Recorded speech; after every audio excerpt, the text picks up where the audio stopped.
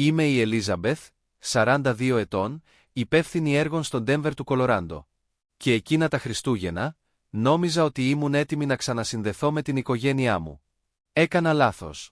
Μετά από μια κουραστική μέρα πάλις με τις προθεσμίες στη δουλειά, οδήγησα μέχρι το σπίτι της μαμάς μου κουβαλώντας ένα δίσκο με σπιτικά μπισκότα, ελπίζοντας για ένα ζεστό βράδυ. Αλλά όταν μπήκα μέσα, η μαμά μου με κοίταξε, χαμογέλασε πονηρά και μου είπε κατηγορηματικά: «Δεν υπάρχει χώρος για σένα εδώ». Ο αδερφός μου έγνεψε καταφατικά, στεκόμενος εκεί ενώ το δωμάτιο έσφιζε από καλεσμένους, ανθρώπους που δεν γνώριζα καν, γελούσαν και τσουγκρίζανε ποτήρια. Πάγωσα, νιώθοντας σαν να με είχαν χαστούκίσει, αλλά δεν είπα λέξη. Απλώς χαμογέλασα, έβαλα ένα μικρό, προσεκτικά τυλιγμένο κουτί στο τραπέζι και ψιθύρισα: «Άνοιξε το αύριο». Δεν μπορούσαν να περιμένουν. Τη στιγμή που γύρισα να φύγω, άκουσα το χαρτί περί τυλίγματος να σκίζεται ακολουθούμενο από την κραυγή της μαμάς μου να αντυχεί σε όλο το σπίτι. Τι υπήρχε μέσα σε αυτό το κουτί? Ένα δώρο που δεν είχαν δει ποτέ να έρχεται. Και αυτή ήταν μόνο η αρχή. Αν έχετε φύγει ποτέ σιωπηλά αντί να παρακαλάτε να μείνετε, θα καταλάβετε αυτήν την ιστορία. Πατήστε ακολουθήστε, για να δείτε τι μάθημα τους δίδαξε το κουτί που άφησα πίσω. Μεγαλώνοντας στο μικρό μας προάστιο του Ντένβερ, ήμουν πάντα υπερίεργη. Η μαμά μου με έλεγε περίεργη επειδή περνούσα ώρες με τη μύτη μου στα βιβλία, ενώ ο αδερφός μου ήταν το χρυσό αγόρι που πετούσε μπάλες ποδοσφαίρου και γοήτευε τους πάντες στις οικογενειακές συγκεντρώσεις. Μέχρι το Λύκειο, έπαιρνα άριστα, στιβάζοντας υποτροφίες.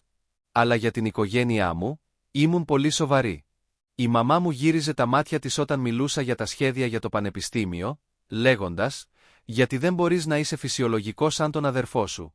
Γελούσε, ρίχνοντας τσιριχτές φωνές για τα όνειρά μου να εργαστώ στον τεχνολογικό τομέα. Δάγκωνα τη γλώσσα μου, ελπίζοντας ότι μια μέρα θα με έβλεπαν για αυτό που ήμουν.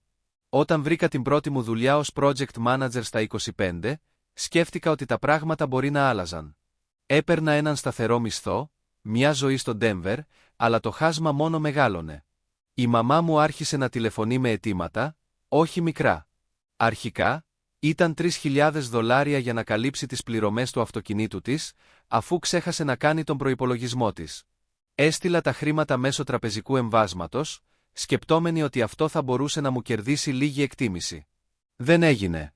Μετά ήρθαν οι λογαριασμοί κοινής ωφέλειας, πάντα σε συνδυασμό με μια ιστορία για το πως δυσκολευόταν. Πλήρωνα και αυτούς, ξοδεύοντας από τις οικονομίες μου, ενώ εκείνη διοργάνωνε πλούσια μπάρμπεκιου για γείτονες που μόλις γνώριζα. Ο αδερφός μου ήταν σε χειρότερη κατάσταση. Τηλεφωνούσε στην Old Sorm ζητώντας δάνεια για να χρηματοδοτήσει το τελευταίο του πρόγραμμα πλουτισμού, ένα φορτηγό τροφίμων τον έναν μήνα, μια επιχείρηση drop shipping τον επόμενο. Του έστειλα $5.000 μία φορά, μετά άλλα 2.000. Αλλά τα χρήματα εξαφανίστηκαν και δεν το ανέφερε ποτέ ξανά. Συνέχισα να δίνω, λέγοντας στον εαυτό μου ότι ήταν για την οικογένειά μου, ελπίζοντας ότι θα με έβλεπαν επιτέλους ως κάτι περισσότερο από έναν πόρο. Η μεγαλύτερη θυσία ήρθε πριν από 5 χρόνια, όταν ήμουν 37 και η κόρη μου 12. Η μαμά μου είχε βάλει την καρδιά της σε ένα οικόπεδο στα όρη Κολοράντο, μισό στρέμμα ιδανικό για μια καλύβα διακοπών. Το αποκαλούσε οικογενειακό καταφύγιο, ένα μέρος όπου μπορούσαμε όλοι να βρεθούμε μαζί. Ήμουν επιφυλακτική ότι το ιστορικό της δεν ήταν σπουδαίο. Αλλά η κόρη μου άξιζε αναμνήσεις με τη γιαγιά της και ήθελα να πιστέψω ότι θα μπορούσαμε να είμαστε μια πραγματική οικογένεια. Έτσι αγόρασα τη γη με $30.000 για κάθε σέντ από τις οικονομίες μου. Επέμεινα να την κρατήσω στο όνομά μου για πανενδεχόμενο, αλλά άφησα τη μαμά μου να τη χρησιμοποιήσει. Έφτιαξε μια μικρή καλύβα, τίποτα το πολυτελές, αλλά έγινε η αιμονή της. Διοργανώνει αποδράσεις Σαββατοκύριακου, προσκαλώντας τον αδερφό μου, τους φίλους του, ακόμη και μακρινά ξαδέρφια. Έπαιρνα ένα μήνυμα που έλεγε ίσως: «Έχει πολύ κόσμο αυτή τη φορά, Μπεθ. Έχει πολύ κόσμο για το άτομο που το πλήρωσε». Μερικές φορές ερχόμουν με το αυτοκίνητο ελπίζοντας να συμμετάσχω, αλλά πάντα υπήρχε μια δικαιολογία. Κάποτε εμφανίστηκα απροειδοποίητα με την κόρη μου, νομίζοντας ότι θα τους εκπλήξουμε. Η μαμά μου μόλις που σήκωσε το βλέμμα της από το παιχνίδι με τα χαρτιά της, μουρμουρίζοντας: «Έπρεπε να είχες έρθει». Ο αδερφός μου χαμογέλασε πονηρά, λέγοντας: «Αυτή δεν είναι ακριβώς η σκηνή σου, έτσι δεν είναι?» Κατάπια τον πόνο, Οδήγησα πίσω στον Ντένβερ και είπα στην κόρη μου ότι θα δημιουργούσαμε τις δικές μας αναμνήσεις. Αλλά με πόνεσε. Κάθε επιταγή που έστελνα, κάθε λογαριασμός που πλήρωνα με άφηνε άχρηστο. Η μαμά μου καυχιόταν για την καλύβα στους φίλους της, αποκαλώντας την το όνειρό της, χωρίς ποτέ να αναφέρει ποιος την έκανε δυνατή. Ο αδερφός μου δημοσίευε φωτογραφίες στο διαδίκτυο, χαμογελώντας μπροστά στην καλύβα ενώ εγώ έμενα εκτός κάδρου. Κοιτάζοντας πίσω, βλέπω πόσο αφελής ήμουν. Συνέχισα να δίνω, νομίζοντας ότι αυτό θα μου κέρδιζε μια θέση στη ζωή τους. Πλήρωνα τους λογαριασμούς τηλεφώνου τους, τα ψώνια τους, ακόμη και το χρέος της πιστωτικής κάρτας της μαμάς μου, $10,000 όλα αυτά τα χρόνια, αλλά αυτός ο σεβασμός δεν ήταν ποτέ στο τραπέζι. Δεν με έβλεπαν ως κόρη οι αδερφοί τους. Ήμουν το δίχτυ ασφαλείας τους, ο τραπεζικός τους λογαριασμός, τίποτα περισσότερο, και δεν είπαν ποτέ ευχαριστώ.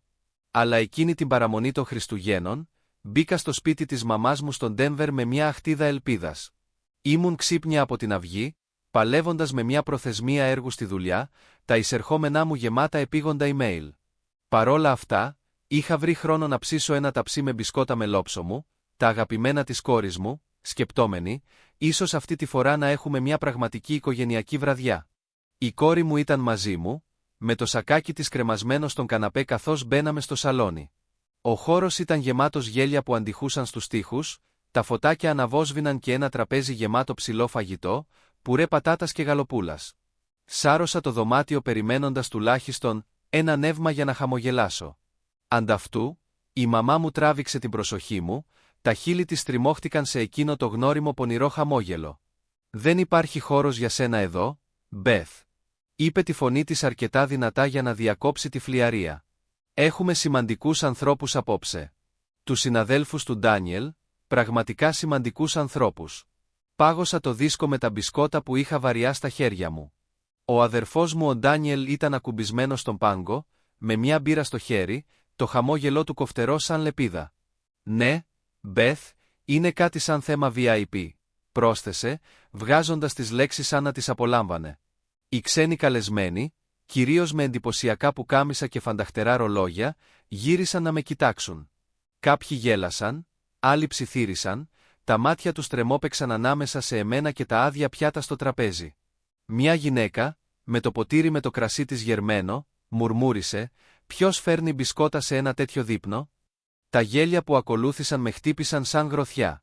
Ένιωσα το πρόσωπό μου να καίγεται, όχι μόνο από ντροπή, αλλά και από το βάρος των χρόνων που με είχαν παραμερίσει. Η μαμά μου, η Μάργαρετ, ούτε καν ανοιγόκλεισε τα μάτια της. Απλώς γύρισε πίσω στη συζήτησή της, απορρίπτοντάς με σαν να ήμουν μια άγνωστη που είχε περιπλανηθεί από τον δρόμο. Άφησα τα μπισκότα σε ένα βοηθητικό τραπέζι, με τα χέρια μου σταθερά παρά τον κόμπο στο στήθος μου, και ανάγκασα ένα σφιχτό χαμόγελο. «Κατάλαβα», είπα, η φωνή μου χαμηλή αλλά καθαρή. Γύρισα για να αφήσω την κόρη μου να σέρνεται πίσω από τα βήματά της, γρήγορη και ήσυχη. Μπορούσα να νιώσω την έντασή της, σαν τεντωμένο σύρμα ανάμεσά μας. Έξω, ο αέρας του Ντένβερ ήταν απότομος και με τσίμπησε στο δέρμα καθώς γλίστρισα στη θέση του οδηγού. Η κόρη μου η Κλόε ανέβηκε δίπλα μου, με τα χέρια της τριμμένα στην αγκαλιά της. Έμεινε σιωπηλή για μια στιγμή, μετά η φωνή της έγινε χαμηλή και κοφτή. «Μαμά, είδα πως σε κοίταξαν». Η γιαγιά δεν προσπάθησε καν να κάνει χώρο. Γέλασε όταν έφυγες, σαν να ήταν κάποιο μεγάλο αστείο. Και ο θείος Ντάνιελ την παρακινούσε, χαμογελώντας πονηρά σαν να είχε κερδίσει κάτι. Έπιασα το τιμόνι, κοιτάζοντας το ταμπλό, τα φώτα της πόλης αντανακλούσαν στο παρμπρίζ. Τα λόγια της Κλόε ήταν πιο έντονα από της Μάργαρετ. Δεν αφορούσε πια μόνο εμένα. Αφορούσε την κόρη μου, 17 ετών, που έβλεπε τη μαμά της να ταπεινώνεται μπροστά σε ένα δωμάτιο γεμάτο αγνώστους. Προσπάθησα να το αγνοήσω, λέγοντας, «Έτσι είναι, Κλόε». Αλλά εκείνη κούνησε το κεφάλι της, η φωνή της δυνάμωσε. «Όχι, μαμά. Δεν είναι εντάξει. Εσύ κάνεις τα πάντα για αυτούς. Πλήρωσες για την καλύβα της γιαγιάς, τους λογαριασμούς της, ολόκληρο τον τρόπο ζωής της, και σου φέρονται σαν να μην είσαι τίποτα». Την είδα να γουρλώνει τα μάτια της όταν μπήκες μέσα σαν να ήσουν κάποιο είδος ενόχλησης. Και ο Ντάνιελ, απλώς στεκόταν εκεί και έκανε σαν να είναι καλύτερος από εσένα. Το μισό. Η φωνή της έσπασε και είδα τα μάτια της να λάμπουν στο αμυδρό φως. Άπλωσα το χέρι της, σφίγγοντάς το, αλλά το μυαλό μου έτρεχε. Είχε δίκιο. Περνούσα χρόνια λέγοντας στον εαυτό μου ότι μπορούσα να διαχειριστώ τις απορρίψεις τους, ότι το έκανα για την οικογένειά μου, για την Κλόη.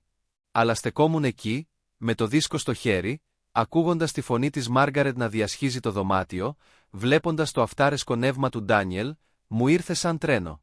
Δεν ήταν απλώς άλλη μια προσβολή. Ήταν μια δημόσια δήλωση ότι δεν ανήκω κάπου, ότι οι θυσίες μου δεν σήμαιναν τίποτα. Και το χειρότερο, η κόρη μου έπρεπε να το δει. Η πίστη της στην οικογένειά της να καταραίει εκεί μέσα σε εκείνο το γεμάτο δωμάτιο. Καθώς οδηγούσαμε προς το σπίτι, τα φώτα της πόλης θόλωναν. Συνέχισα να επαναλαμβάνω τη σκηνή. Το χαμόγελο της Μάργαρετ κοφτερό και σκόπιμο σαν να το είχε εξασκήσει. Το χλευαστικό VIP πράγμα του Ντάνιελ έσταζε συγκατάβαση. Τα γέλια των καλεσμένων ήταν αδιάφορα αλλά σκληρά, σαν να ήμουν η ατάκα για ένα αστείο που δεν είχα ακούσει ποτέ. Δεν ήταν απλώς μια στιγμή. Ήταν μια ζωή που με έδιωχναν επειδή μου έλεγαν ότι δεν ταιριάζω. Σκεφτόμουν όλες τις φορές που είχα δαγκώσει τη γλώσσα μου, είχα χαμογελάσει μέσα από τις φωνές τους, είχα πληρώσει τους λογαριασμούς τους για να διατηρήσω την ειρήνη, αλλά τι είδους ειρήνη ήταν αυτή? Τι είδους οικογένεια σε γελάει μπροστά σε αγνώστους και κάνει το παιδί σου να νιώθει ότι η μαμά του είναι άχρηστη? Η Κλόη έσπασε ξανά τη σιωπή, με τη φωνή της πιο σταθερή τώρα. «Μαμά, δεν το αξίζεις αυτό. Κανείς δεν το αξίζει. Συμπεριφέρονται σαν να είναι ανώτεροι από εσένα, αλλά αυτοί είναι που ζουν από τα χρήματά σου. Δεν είναι δίκαιο». Έγνεψα σφιχτά, τα λόγια της βυθίστηκαν. Δεν ήταν απλώς πληγωμένη, ήταν θυμωμένη για μένα, για εμάς. Και αυτός ο θυμός άναψε κάτι μέσα μου. Πάντα έλεγα στον εαυτό μου ότι το έκανα αυτό για την Κλόη για να της δώσω μια οικογενειακή σύνδεση. Αλλά τι είδους σύνδεση ήταν αυτή? Μια οικογένεια που δεν μας κρατούσε μια θέση, που μας κορόιδευε για να εντυπωσιάσει ανθρώπους που δεν ήξεραν καν τα ονόματά μας. Μέχρι να φτάσουμε στην αυλή μας, το βάρος εκείνης της νύχτας είχε καθίσει στα κόκαλά μου. Κοίταξα την Κλόη, το πρόσωπό της έσφιζε από ζωντάνια με την αφοσίωση που πάντα έδινα αλλά δεν έπαιρνα ποτέ. «Έχεις δίκιο», είπα, με τη φωνή μου ήσυχη αλλά σταθερή. «Δεν είναι εντάξει». Και καθώς καθόμασταν εκεί, με το κρύο να διαπερνά τα παράθυρα του αυτοκινήτου, ήξερα ότι δεν μπορούσα να το αφήσω να περάσει. Μέχρι να φτάσουμε στο διαμέρισμά μας στο Ντένβερ, πολύ μετά τα μεσάνυχτα, ο ύπνος ήταν αδιανόητος. Το κεφάλι μου στριφογύριζε από το κοφτερό χαμόγελο της Μάργαρετ, το κοροϊδευτικό VIP ύφος του Ντάνιελ και τα γέλια του αγνώστου που μας έδιωξε έξω από την πόρτα. Είχα περάσει χρόνια λέγοντας στον εαυτό μου ότι μπορούσα να αντέξω τις απολύσεις τους. Αλλά αυτό δεν αφορούσε πια μόνο εμένα. Η Κλόη είχε νιώσει και το τσίμπημα. Χρειαζόμουν κάποιον να σπάσει την ομίχλη, κάποιον που θα το έλεγε ευθέως. Έτσι, το πρωί των Χριστουγέννων, τηλεφώνησα στη Ρέιτσελ, τη συνάδελφο και την πιο κοντινή μου φίλη.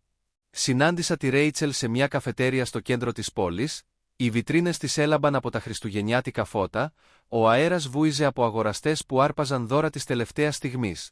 Ήταν ήδη εκεί πίνοντας έναν λάτε, με τα σγουρά μαλλιά της πιασμένα προς τα πίσω.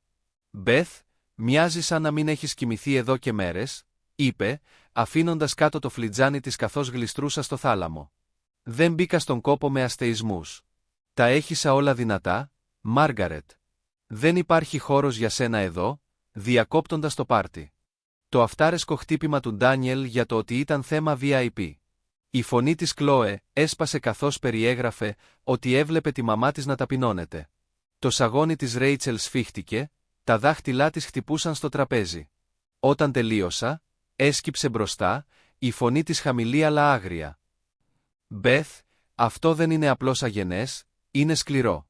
Σε χρησιμοποιούν χρόνια, παίρνουν τα λεφτά σου, τις θυσίες σου και σε ξεπληρώνουν με αυτό. Δεν σε αξίζουν». Τα λόγια της αποκάλυψαν μια αλήθεια που είχα θάψει κάτω από δικαιολογίες για χρόνια. Πάντα πίστευα ότι η οικογένεια σήμαινε να υπομένεις στην ακαταστασία να δίνεις ατελείωτα, γιατί αυτό κάνουν οι κόρες. Αλλά η Ρέιτσελ δεν την είχε. «Αγόρασες αυτή τη γη για την καλύβα της Μάργαρετ, έτσι δεν είναι?» ρώτησε, με κοφτερά μάτια. Έγνεψα σφιχτά. «Και τους λογαριασμούς της, τα δάνεια του Ντάνιελ, τα έχεις ξοδέψει χιλιάδες. Τι παίρνεις?» «Τίποτα άλλο παρά περιφρόνηση. Δεν είσαι η τράπεζά τους, Μπεθ. Είσαι η κόρη τους, η αδερφή τους. Γιατί τους αφήνεις να σε κατατρέχουν? Σταμάτησε για λίγο και μετά με χτύπησε με την ερώτηση που άλλαξε τα πάντα. Τι σε εμποδίζει να τα πάρεις όλα πίσω? Κοίταξα τον καφέ μου, τον ατμό που έσβηνε, και κάτι έκανε κλικ. Το παίρνω πίσω. Τη γη, την καλύβα, τα χρόνια που ήταν το δίχτυ ασφαλείας τους. Ήταν δικό μου για να το διεκδικήσω. Πριν από 5 χρόνια, είχα ξοδέψει $30,000 από τις οικονομίες μου σε εκείνο το μισό στρέμμα στα όρη Κολοράντο, κρατώντας το στο όνομά μου για κάποιο λόγο. Η Μάργαρετ το αντιμετώπιζε σαν προσωπική της περιουσία φιλοξενώντας τα πάρτι της, ενώ ο Ντάνιελ χαλαρώνει εκεί με τους φίλους του, χωρίς να με αναγνωρίσει ούτε μια φορά.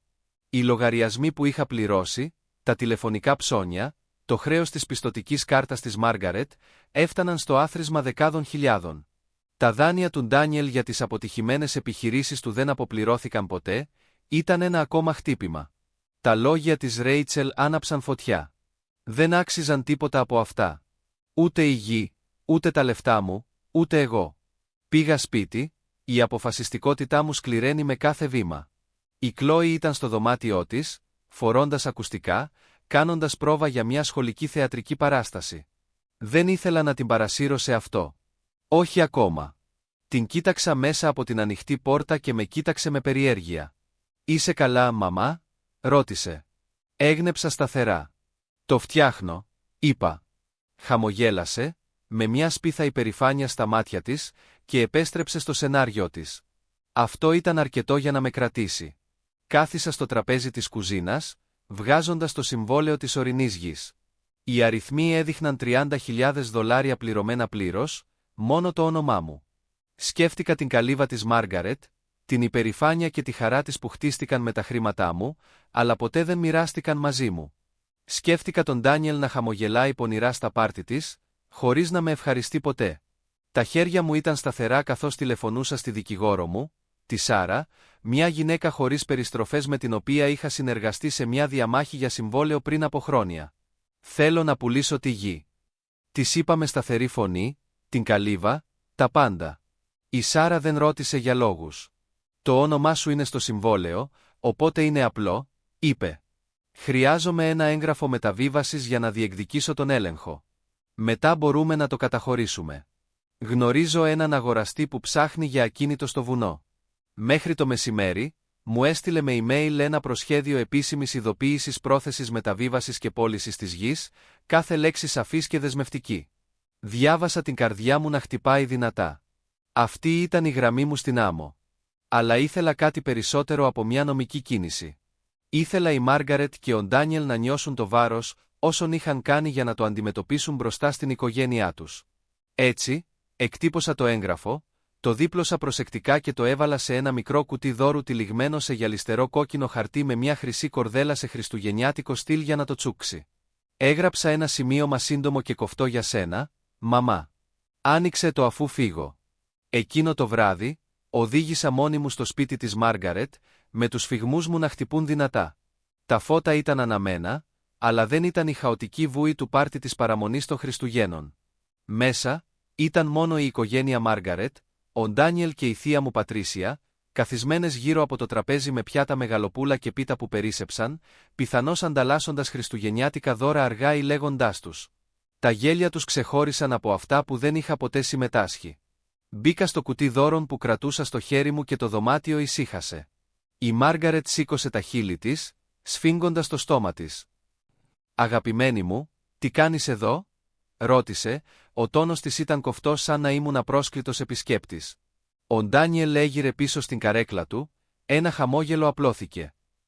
«Γύρισες για κι άλλο. Νόμιζες ότι είχες φάει αρκετά χθες το βράδυ?» είπε, η φωνή του έσταζε σαρκασμό. Η Πατρίσια ανακατεύοντας μια κούπα κακάο μου χάρισε ένα απαλό χαμόγελο προσπαθώντας να εκτονώσει την ένταση. «Χαίρομαι που σε βλέπω, Μπεθ», είπε, αλλά δεν απάντησα. Η ατμόσφαιρα ήταν βαριά, ο χλευασμός τους κρεμόταν σαν βάρος. Προχώρησα μπροστά, με σταθερή φωνή, και άφησα το κουτί στο τραπέζι μπροστά στη Μάργαρετ. «Ένα χριστουγεννιάτικο δώρο», είπα, κοιτάζοντάς την. «Άνοιξε το αφού φύγω». Ο Ντάνιελ ρουθούνισε, γουρλώνοντας τα μάτια του. «Τι είναι αυτό?» Άλλη μια προσφορά ειρήνης, μουρμούρισε. Τα δάχτυλα της Μάργαρετ αιωρούνταν πάνω από το κουτί, η έκφρασή της σκεπτική. Δεν περίμενα άλλο. Γύρισα και βγήκα από την πόρτα, κλείνοντας πίσω μου με ένα κλικ. Καθώς έφτασα στο αυτοκίνητό μου, άκουσα το θρώισμα του χαρτιού. Έπειτα, η φωνή της Μάργαρετ, κοφτή και προκλητική. Δεν την περιμένω. Το περιτύλιγμα σκίστηκε και ένα δευτερόλεπτο αργότερα, η κραυγή της σκόρπισε σε όλο το σπίτι, ακατέργαστη, έξαλλη, αδιαμφισβήτητη. Ακολούθησε η κραυγή του Ντάνιελ, αλλά δεν κοίταξα πίσω. Γλίστρισα στη θέση του οδηγού, με το τηλέφωνό μου να βουίζει από ένα μήνυμα από τη Ρέιτσελ. «Το έκανες εσύ?» απάντησα. Τελείωσε. Για πρώτη φορά μετά από χρόνια, ένιωσα ελεύθερη, όχι μόνο από τις προσδοκίες τους, αλλά και από το βάρος της προσπάθειας να είμαι αρκετή. Το επόμενο πρωί, το τηλέφωνό μου ήταν μια καταιγίδα από ειδοποιήσεις, αναπάντητες κλήσεις από τη Μάργαρετ, τον Ντάνιελ, ακόμη και τον μπαμπά μου, τον Τζον. Τα φωνητικά τους μηνύματα στιβάζονταν σαν απλήρωτοι λογαριασμοί. Τους αγνόησα, η αποφασιστικότητά μου έκαιγε ακόμα από το προηγούμενο βράδυ. Δεν ήμουν έτοιμη για τις δικαιολογίες τους. Δεν είναι μετά από χρόνια που ήμουν εκεί, κάτι που δεν είχα σκεφτεί. Αλλά γύρω στο μεσημέρι, ένα χτύπημα στην πόρτα του διαμερίσματός μου στον Ντένβερ με σταμάτησε απότομα. Την άνοιξα και βρήκα τη Μάργαρετ Ντάνιελ και τον μπαμπά μου να στέκονται εκεί, με τα πρόσωπά τους ένα μείγμα θυμού και απελπισίας. Δεν περίμενα να έρθουν σε μένα. Στο διαμέρισμά μου, ένα μικρό με 2 υπνοδωμάτια, είχα δουλέψει σκληρά για να φτιάξω ένα σπίτι για την Κλόη, και ξαφνικά ένιωσα πολύ μικρός για κάτι τέτοιο. Η Μάργαρετ στάθηκε στην πόρτα, με το παλτό της κουμπωμένο σφιχτά, τα μάτια της κόκκινα και φλεγόμενα. Ο Ντάνιελ στεκόταν πίσω της, με τα χέρια του σφιγμένα στις τσέπες του. Ο μπαμπάς μου, ο Τζον, φαινόταν εκτός τόπου, με τους ώμους του σκυφτούς, η συνηθισμένη του ηρεμία αντικαταστάθηκε από μια ήσυχη ανησυχία. Η Κλόε ήταν στο σπίτι μιας φίλης της και έκανε πρόβα για τη σχολική της θεατρική παράσταση, και χάρηκα που δεν χρειάστηκε να το δει αυτό. Έκανα στην άκρη, αφήνοντάς τους να μιλήσουν με σταθερή φωνή παρά τον κόμπο στο στομάχι μου. «Τι θέλεις?» Η Μάργαρετ δεν κάθισε. Μπήκε στο σαλόνι μου, κρατώντας σφιχτά το τσαλακωμένο συμβόλαιο, με τη φωνή της αρκετά κοφτερή ώστε να κόψει γυαλί. «Μπεθ, τι σκουπίδια είναι αυτά?» Έσπρωξε το χαρτί προς το μέρος μου, το χέρι της έτρεμε από οργή. «Νομίζεις ότι μπορείς να μου πάρεις την καλύβα? Το σπίτι μου? Μετά? Από όλα όσα έχω κάνει για σένα, έτσι μου το ξεπληρώνεις?» Τα λόγια της ήταν επίθεση. Το πρόσωπο της παραμορφώθηκε από αγανάκτηση, σαν να είχα κλέψει κάτι ιερό. Στάθηκα δίπλα στον καναπέ, με τα χέρια μου σταυρωμένα, ακλόνητη. «Δεν είναι το σπίτι σου, Μάργαρετ. Είναι δικό μου. Το πλήρωσα $30,000 από τις οικονομίες μου, κάθε σέντ». Ο Ντάνιελ προχώρησε, με δυνατή και κατηγορητική φωνή, γεμίζοντας το δωμάτιο. «Το κάνεις αυτό τώρα μετά από όλα όσα έχουμε περάσει ως οικογένεια?» Με έδειξε, το πρόσωπό του κατακόκκινο από θυμό. «Μας χρωστάς, Μπεθ. Έχεις τη μεγάλη δουλειά, τα λεφτά. Νομίζεις ότι είσαι καλύτερη από εμάς, αλλά δεν είσαι τίποτα χωρίς αυτή την οικογένεια. Χρειάζομαι αυτή τη γη για μια συμφωνία. Οι επενδυτές μου την περιμένουν. Αν την πουλήσεις, τελειώνω και θα το διορθώσεις αυτό». Τα λόγια του ήταν το ίδιο παλιό σενάριο τυλιγμένο σε κατηγορίες. Μου είχε πάρει χιλιάδες όλα αυτά τα χρόνια για τις επιχειρήσεις του. Ένα φορτηγό τροφίμων που χρεοκόπησε. Μια τεχνολογική ιδέα που δεν έφυγε ποτέ από το έδαφος. Δεν ξεπλήρωνε ποτέ δεκάρα. Πάντα με μια νέα ιστορία για σόμπα. Συνάντησα το βλέμμα του. Η φωνή μου ήρεμη, αλλά κοφτερή σαν ξηράφι. «Δεν σου χρωστάω τίποτα, Ντάνιελ. Όχι πια. Έχω πληρώσει τους λογαριασμούς της μαμάς, τα δάνειά σου που σου αποφέρουν χρόνια. Και τι παίρνω?» Γελάς κατάμουτρα, λέγοντάς μου ότι δεν υπάρχει χώρος για μένα στο τραπέζι σου. Με ταπείνωσες μπροστά σε αγνώστους, έκανες την Κλόη να βλέπει τη μαμά της να της φέρονται σαν να μην έχει τίποτα. Η καρδιά μου χτυπούσε δυνατά, αλλά δεν δίστασα. Γύρισα στον μπαμπά μου, ελπίζοντας για κάτι, οτιδήποτε για να δείξει ότι με είδε. Αλλά στεκόταν δίπλα στο παράθυρο, με τα χέρια του ενωμένα, τα μάτια του καρφωμένα στο πάτωμα, σιωπηλός όπως πάντα. Η Μάργαρετ χτύπησε το συμβόλαιο μεταβίβασης στο τραπεζάκι του καφέ μου, ο ήχος αντιχούσε στο μικρό δωμάτιο. Αχάριστο παιδί, έφτισε τα μάτια της που έκαιγαν από οργή. Μετά από όλα όσα κάναμε μεγαλώνοντας εσένα, δίνοντάς σου οικογένεια, κάνεις αυτό το κόλπο. Αυτή η καλύβα είναι η κληρονομιά μου, και την ξεσκίζεις από κακία. Τα λόγια της ήταν δηλητήριο, αλλά μου γλίστρησαν. Την είδα για αυτό που ήταν. Κάποια που είχε θεωρήσει δεδομένες τις θυσίες μου, που είχε χτίσει τον κόσμο της με τα χρήματά μου χωρίς ίχνος ευγνωμοσύνης. Πλησίασα πιο κοντά, με χαμηλή και σταθερή φωνή. Την κληρονομιά σου, την πλήρωσα, Μάργαρετ. Πλήρωσα για το τηλέφωνό σου, τα ψώνια σου, το χρέος της πιστωτικής σου κάρτας, δεκάδες χιλιάδες όλα αυτά τα χρόνια. Πλήρωσα για τα αποτυχημένα σχέδια του Ντάνιελ, τους δίθεν επενδυτές του. Και τι έπαθα? Μου λες ότι δεν ανήκω, κοροϊδεύοντάς με μπροστά στους καλεσμένους σου. Έκανες την κόρη μου να νιώθει ότι η μαμά της είναι άχρηστη. Αυτό δεν είναι οικογένεια. Αυτό δεν είναι αγάπη. Εγώ σταμάτησε, αφήνοντας την αλήθεια να ηρεμήσει. Σταμάτησα να είμαι η τράπεζά σου. Ο Ντάνιελ όρμησε μπροστά, με το πρόσωπο του λίγα εκατοστά μακριά από το δικό μου, η φωνή του έτρεμε από οργή. Νομίζεις ότι μπορείς απλώς να φύγεις? Χρειάζομαι αυτή τη γη, Μπεθ. Οι επενδυτές μου θα με μηνύσουν αν αυτή η συμφωνία δεν υλοποιηθεί. Θα συνεχίσεις να μας βοηθάς, αλλιώς θα σε σύρω στο δικαστήριο. Βεβαιώσου ότι όλοι ξέρουν τι εγωιστής είμαι, του έκοψα τη φωνή μου πιο ψυχρά από ποτέ. Προχώρα, Ντάνιελ. Δοκίμασέ το. Το συμβόλαιο είναι στο όνομά μου. Ο δικηγόρος μου προχωρά ήδη με την πώληση. Δεν θα πάρεις άλλη μυρωδιά από μένα.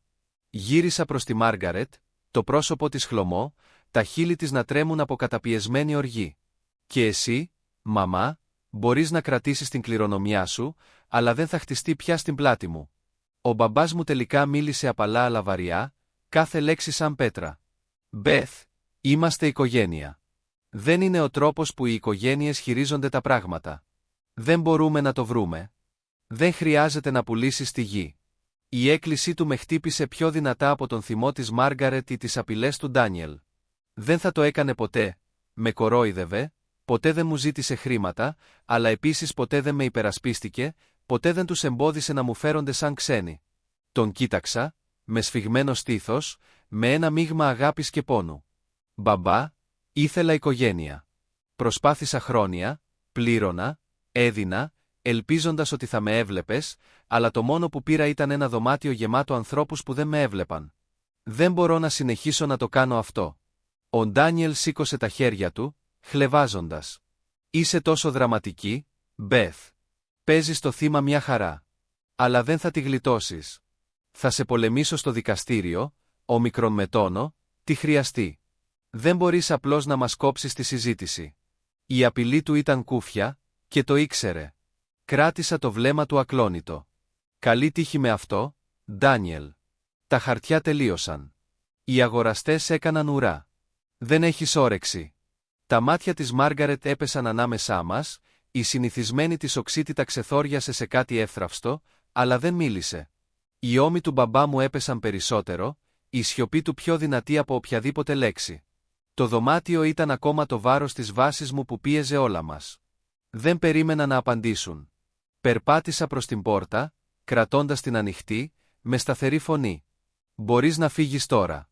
Ο Ντάνιελ βγήκε πρώτος έξω, μουρμουρίζοντας σιγανά, ακολουθούμενος από τη Μάργαρετ, με το κεφάλι ψηλά, αλλά τα μάτια της να αποφεύγουν τα δικά μου. Ο μπαμπάς μου έμεινε, το χέρι του χάιδευε το πλαίσιο της πόρτας, αλλά δεν κοίταξε πίσω. Η πόρτα έκλεισε πίσω τους, ο ήχος ήταν τελικός. Κάθισα στον καναπέ μου, κοιτάζοντας το τραπεζάκι του καφέ όπου η Μάργαρετ είχε κλείσει με δύναμη τη μεταβίβαση του συμβολαίου και ένιωσα μια παράξενη ηρεμία. Δεν επρόκειτο μόνο για τη γη. Επρόκειτο για την ανάκτηση της ζωής μου για μένα και την Κλόη. Την πρώτη εβδομάδα του Ιανουαρίου, επικοινώνησα ξανά με τη δικηγόρο μου, τη Σάρα. Είχε βρει έναν αγοραστή για το μισό στρέμμα στα όρη Κολοράντο, έναν κατασκευαστή που ήταν πρόθυμος να το μετατρέψει σε ενοικιαζόμενο ακίνητο. Η καλύβα, η λεγόμενη κληρονομιά της Μάργαρετ, συμπεριλήφθηκε στη συμφωνία. Δεν δίστασα. Οριστικοποιήστε το. Είπα στη Σάρα, με σταθερή φωνή στο τηλέφωνο. Τα χαρτιά προχωρούσαν γρήγορα και μέχρι τα μέσα Ιανουαρίου, η πώληση είχε ολοκληρωθεί. $35.000 έφτασαν στον λογαριασμό μου, ένα μικρό κέρδος σε σχέση με αυτό που είχα πληρώσει πριν από 5 χρόνια. Δεν ένιωσα θριαμβευτική, απλώς ανακουφισμένη. Αυτή η γη ήταν μια αλυσίδα που με έδαινε με μια οικογένεια που δεν με είδε ποτέ. Τώρα είχε εξαφανιστεί. Δεν είχα νέα από τη Μάργαρετ ή τον Ντάνιελ αμέσως μετά την αναχώρησή τους από το διαμέρισμά μου, αλλά η Σάρα με προειδοποίησε ότι μπορεί να δοκιμάσουν κάτι. Όπως ήταν αναμενόμενο, στις αρχές Φεβρουαρίου, έλαβα μια επιστολή από έναν δικηγόρο που δεν αναγνώριζα. Ο Ντάνιελ είχε υλοποιήσει την απειλή του και είχε υποβάλει αξίωση για να μπλοκάρει την πώληση, υποστηρίζοντας ότι η καλύβα ήταν οικογενειακή περιουσία. Το όνομα της Μάργαρετ ήταν επίσης πάνω της. Η υπογραφή της κυλούσε δίπλα στη δική του. Η αξίωση ήταν αδύναμη. Το όνομά μου ήταν το μόνο στο συμβόλαιο και η Σάρα είχε κάθε έγγραφο που το αποδείκνυε. «Δεν έχουν καμία υπόθεση», μου είπε, με τον τόνο της στην πραγματικότητα. «Αυτά είναι απλώς θόρυβοι». Είχε δίκιο. Μέχρι τα τέλη Φεβρουαρίου, ένας δικαστής απέρριψε την αξίωσή του σε μία μόνο ακροαματική διαδικασία. Η γη ήταν δική μου για να πουληθεί και είχε ήδη πωληθεί. Έμαθα μέσω ενός κοινού γνωστού ότι η Μάργαρετ και ο Ντάνιελ αναγκάστηκαν να μετακομίσουν από την καλύβα μέσα σε λίγες εβδομάδες από την πώληση. Χωρίς αυτήν, δεν είχαν άλλη επιλογή από το να μειώσουν το μέγεθος. Μάργαρετ, που πάντα περηφανευόταν για το ορεινό της καταφύγιο, νίκιαζε ένα διαμέρισμα με ένα υπνοδωμάτιο σε ένα ετοιμόρροπο συγκρότημα στο Ντένβερ, με τις οικονομίες της πολύ λίγες για να αντέξει οικονομικά κάτι καλύτερο. Ο Ντάνιελ, με τους επενδυτές του να έχουν φύγει προπολού, μετακόμισε μαζί της, ζώντας με δυσκολία κάνοντας διάφορες δουλειές του ποδαριού. Ο μπαμπάς μου, ο Τζον, έμεινε μαζί τους, η σύνταξη του μόλις που κάλυπτε τους λογαριασμούς τους. Δεν τους λυπόμουν. Είχαν χτίσει τη ζωή τους με τα χρήματά μου, τις θυσίες μου, και τώρα αντιμετώπιζαν την πραγματικότητα της ζωής χωρίς αυτά. Η Κλόε και εγώ πήραμε μια απόφαση τον ίδιο Φεβρουάριο, να μην έχουμε άλλη επαφή. Είχα περάσει χρόνια κυνηγώντας μια οικογένεια που δεν με ήθελε, και δεν επρόκειτο να αφήσω την Κλόη να μεγαλώσει νομίζοντας ότι έτσι έμοιαζε η αγάπη. Μπλοκάραμε τους αριθμούς τους, της Μάργαρετ, του Ντάνιελ, ακόμη και του μπαμπά μου. Δεν ήταν εύκολο. Η ήσυχη παράκληση του μπαμπά μου από εκείνη την ημέρα στο διαμέρισμά μου παρέμενε, τα θλιμμένα μάτια του άστραφταν στο μυαλό μου. Αλλά δεν μπορούσα να συνεχίσω να ανοίγω την πόρτα σε ανθρώπους που μας άκουγαν μόνο. Η Κλόη συμφώνησε με τη σταθερή φωνή της όταν το συζητήσαμε ένα βράδυ κατά τη διάρκεια του δείπνου. «Δεν σε αξίζουν, μαμά», είπε, το πυρούνι της σταματούσε στον αέρα. «Είμαστε καλύτερα». Στα 17 της, το έβλεπε πιο καθαρά από ομικρον με τόνο, τι εγώ για χρόνια. Με τα χρήματα από την πώληση, ξεπλήρωσα και το τελευταίο χρέος της πιστωτικής μου κάρτας, ένα επίμονο βάρος από τα χρόνια που κάλυπτα τους λογαριασμούς της Μάργαρετ. Τα υπόλοιπα πήγαν σε έναν λογαριασμό ταμιευτηρίου για το ταμείο της Κλόε για το πανεπιστήμιο. Έκανε αιτήσεις σε πανεπιστήμια, με τα μάτια της να λάμπουν από σχέδια για θεατρικά προγράμματα. Άρχισα να λέωνε σε πράγματα που είχα αναβάλει για χρόνια. Πεζοπορίες το Σαββατοκύριακο με τη Ρέιτσελ, ένα μάθημα κεραμικής που πάντα ήθελα να δοκιμάσω, ακόμη και μια μοναχική εκδρομή στην ακτή εκείνη την Άνοιξη. Για πρώτη φορά, δεν ζούσα για την επιδοκιμασία κανενός άλλου. Το διαμέρισμά μου, κάποτε ένα μέρος που μόλις και μετά βίας το πρόσεχα, έγινε ένα πραγματικό σπίτι. Η Κλόη και εγώ βάψαμε τους τοίχους σε απαλό μπλε, κρεμάσαμε φωτογραφίες από τα σχολικά της θεατρικά έργα και γεμίσαμε τα ράφια με βιβλία που πραγματικά θέλαμε να διαβάσουμε. Δεν έλεγξα για τη Μάργαρετ ή τον Ντάνιελ, δεν ρώτησε τριγύρω για αυτούς. Ο γνωστός που είχε αναφέρει τη μετακόμισή τους σταμάτησε να τους αναφέρει και ήμουν ευγνώμων. Αλλά μια μέρα τον Μάρτιο, έφτασε μια επιστολή από το γραφείο της Σάρα. Ήταν χειρόγραφο από τον μπαμπά μου, με το μελάνι μου τζουρωμένο σε ορισμένα σημεία. Δεν ζήτησε χρήματα, ούτε ανέφερε την καλύβα. Απλώς έγραψε: «Λυπάμαι που δεν σε είδα, Μπεθ. Ελπίζω να είσαι ευτυχισμένη». Το διάβασα μια φορά και μετά το έβαλα σε ένα σιρτάρι. Δεν απάντησα, όχι επειδή ήμουν θυμωμένη, αλλά επειδή είχα σταματήσει να κουβαλάω το βάρος τους. Του ευχήθηκα τα καλύτερα με τον δικό μου τρόπο, αλλά δεν σκόπευα να επιστρέψω. Το καλοκαίρι, η Κλόη και εγώ είχαμε μπει σε έναν νέο ρυθμό. Εξασφάλισε έναν πρωταγωνιστικό ρόλο στην ανοιξιάτικη θεατρική παράσταση του σχολείου της, και εγώ ήμουν εκεί στην πρώτη σειρά, ζητοκραυγάζοντας πιο δυνατά από οποιονδήποτε. Ήρθε και η Ρέιτσελ, τα γέλια της γέμιζαν την αίθουσα. Η ζωή μου δεν ήταν τέλεια.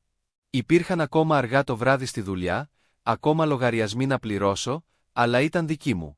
Δεν ήμουν η κόρη που πλήρωνε για τα πάντα. Η αδερφή που έφτιαχνε τα χάλια όλων. Ήμουν απλώς η Μπεθ, και αυτό ήταν αρκετό. Το να κοιτάζω πίσω εκείνα τα Χριστούγεννα, όταν η Μάργαρετ είπε ότι δεν υπήρχε χώρος για μένα, άλλαξε τα πάντα. Δεν ήταν απλώς το να χάσω μια θέση στο τραπέζι τους. Ήταν για να βρω το δικό μου. Η Κλόι και εγώ χτίσαμε κάτι καλύτερο, κάτι αληθινό. Δεν χρειαζόμασταν την έγκρισή τους, την καλύβα τους ή τη δική τους εκδοχή της οικογένειας. Είχαμε η μία την άλλη, και αυτό ήταν παραπάνω από αρκετό. Τα χριστουγεννιάτικα φώτα άστραφταν στο διαμέρισμά μας στο Ντέμβερ, ρίχνοντας μια ζεστή λάμψη πάνω στο μικρό δέντρο που είχαμε διακοσμήσει μαζί η Κλόι και εγώ. Ήταν Δεκέμβριος του 2024, ένας χρόνος από τη νύχτα που έφυγα από μια οικογένεια που δεν μου άφησε ποτέ χώρο. Αυτά τα Χριστούγεννα ήταν δικά μας, μόνο οι δυο μας, και ένιωθα ότι ήταν σωστό. Η Κλόι, τώρα 18 ετών, μουρμούριζε μια χριστουγεννιάτικη μελωδία, στρώνοντας πιάτα με σπιτικά μπισκότα και ζεστή κακάο στο μικρό μας τραπέζι της κουζίνας.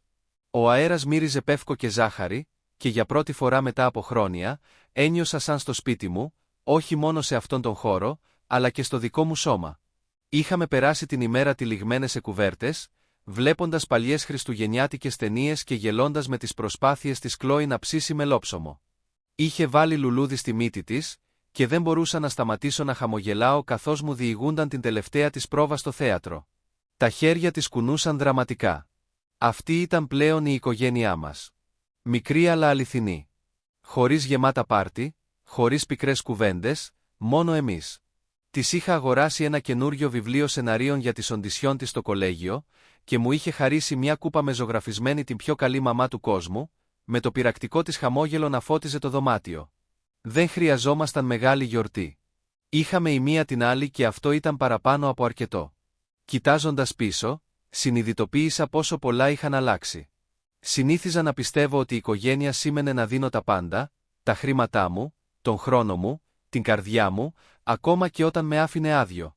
Είχα ξοδέψει τόσα πολλά σε ανθρώπους που δεν έβλεπαν ποτέ την αξία μου, πιστεύοντας ότι αυτός ήταν ο ρόλος μου. Αλλά ο εγωισμός τους κόστισε τα πάντα. Την καλύβα, την υπερηφάνειά τους, τη θέση τους στη ζωή μου. Έμαθα ένα σκληρό μάθημα που το να παίρνεις χωρίς να δίνεις πίσω δεν σε αφήνει με τίποτα άλλο παρά απώλεια. Να αγαπάς τους ανθρώπους που σε ανεβάζουν, αυτούς που εμφανίζονται για σένα επειδή αυτοί είναι που έχουν σημασία. Η Κλόι και εγώ φτιάξαμε κάτι νέο φέτος, κάτι δικό μας. Δεν χρειαζόμασταν θέση στο τραπέζι κανενός άλλου. Φτιάξαμε τη δική μας, γεμάτη αγάπη, γέλιο και το είδος της ζεστασιάς που κυνηγούσα χρόνια. Σε όλους όσους ακολούθησαν αυτήν την ιστορία μέχρι το τέλος, σας ευχαριστώ. Ο χρόνος σας, η υποστήριξή σας, σημαίνουν τα πάντα. Αν αυτό σας άγγιξε, πατήστε το κουμπί εγγραφής και ελάτε μαζί μας για περισσότερες ιστορίες σχετικά με την έβρεση της δύναμής σας και την οικοδόμηση του δικού σας μονοπατιού. Μπράβο για νέα ξεκινήματα σε τραπέζια όπου υπάρχει πάντα χώρος για εσάς. Joan Voy Jang Ki